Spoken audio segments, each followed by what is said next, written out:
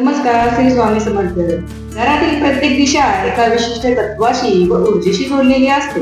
त्यामुळे आजपासून आपण प्रत्येक दिशेविषयी माहिती घेण्यास सुरुवात करायची आहे. कारण ज्या घराची वास्तू संतुलित असते त्याचे जीवन आपोआप योग्य दिशेने सुरू राहते. प्रथम आपण ईशान्य दिशेविषयी माहिती घेऊया.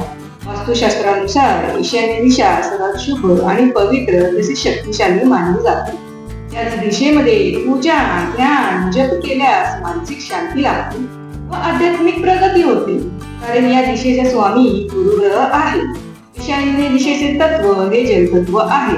या दिशेला विहीर, बोरवेल, पाण्याची अंडरग्राउंड टाकी आणि इतर जलसत्ता असणे अत्यंत शुभ मानले जाते.